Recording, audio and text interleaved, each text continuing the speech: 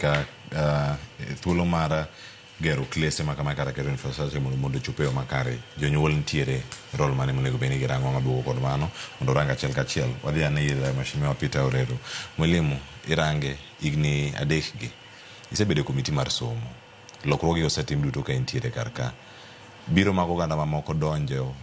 sirkal mar Kenya Kwanza sirkal to mag jo Kenya duto to koro sirkal mitayo kod William Ruto thuolo mar igni adek osechalo nade sekta mar somo kaka komiti mar somo bende osetimo tiju makare kindegi kaito bang'e duok ma mopenji kod jagoro akelo misori klese kod labs kiber elo kawana abane kaka education committee yaka one the most active committee kada sama bedo kan committee waromo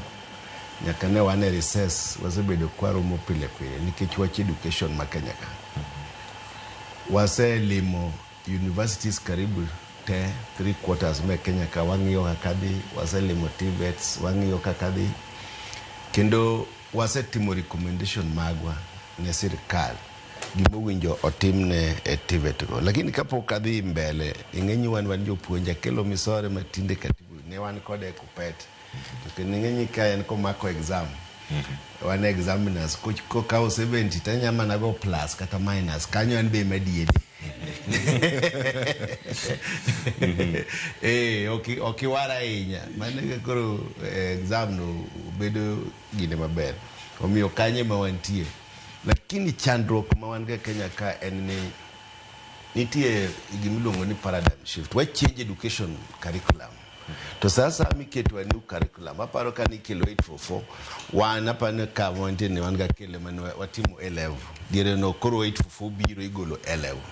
to pathways mane no kokelgi dwa chalo gi pathways ka dire mane wadhi A level skunde ni koni nikidhi skul ni tidhi timo maths physics to school machielo ni kidhi tidhi timo CRE geography tiene ni idhi arts to koni idhi science koro ma model mochako kel in another way tidwa no ochake koro gie primary omiyo magi models ma jowano dhi pinje maoko kaka Japan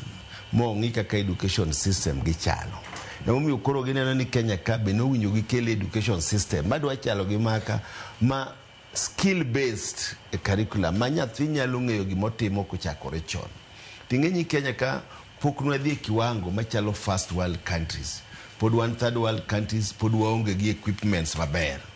emomiyo transforming education kata transition from 844 to the CBE and otek nikech pok nwaketo enough infrastructure regime mokalo cha ne dwaro ni JSS obed domiciled e secondary ma diere no yudo kane pod an principal mane gitemo gero classes ariyo school ka school to ka government manyien obiro ni government ka government nigi policy mare kane no oketo presidential working party to no miye recommendation ni gini mondo dhi e primary to anaparo ni gimomiyo jogi notere primary one ne sirkal dwa golo cost mag kuom jonyuol nikech kane otere secondary ng'eny jonyuol ne dhi yudo teko mar chulo fees mar secondary mana pane gima duong' momiyo sirkand ni noneno ni gini okete primary mar ariyo aparo ni ne gineno ni jo primary ka nyithindo pod nyalo mana wuotho kadhi e skul to kendo expenses mang'eny mane gidhi medo kendo e gero primary ne onge to gima nochando implementation ahinya mar education en ni ng'eny jo primary pok nogero gimiluongo ni laboratory to this new curriculum dwaro nitie pathway mar STEM ni en science technology, engineering, mathematics dwaro ni nyathi otim gigi e laboratory to as Kenyans gimowinjo wang'e ni to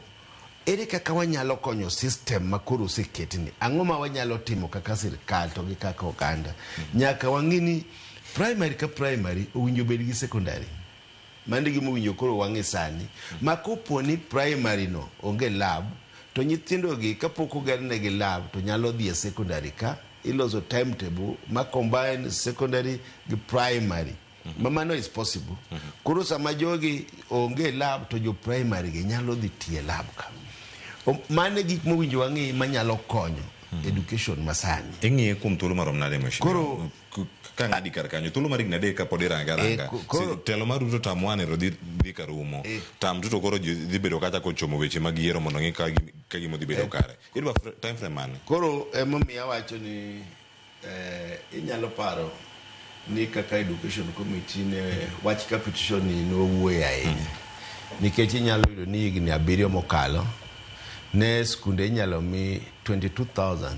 shillings per student. To bang' higni 7 sani kwa biro to pesa ni oseng'adore moduogo 16,900, about 17,000. Mawan kaka education committee wasego koko kabisa. Makata weekend ni nyochi winjo ka president wacho ni koro in the next 2 financial year odi temo my pesa ni odog 22,000 cha mondo parents owinji yot kuom skunde. Gima teka enye skunde masani ni capitation ni okosebedo kabiro esa makare. Mama gima wasewacho ni ka nyalo timore sirkandi ni nyalo kelo capitation esa makare to jogo motelo ne skunde kaka principals biro yudo yot kuom implement education activities e school maginitiere. Koro maga shortcomings momiyo ineno ka percentage wa ok nyal gik mia. Onyalo mana rem kama wuod misore oketeni. Gigie makoro nyaka tim wase ko luongo CS mar treasury. Mwakoni ni nyaka gingi yo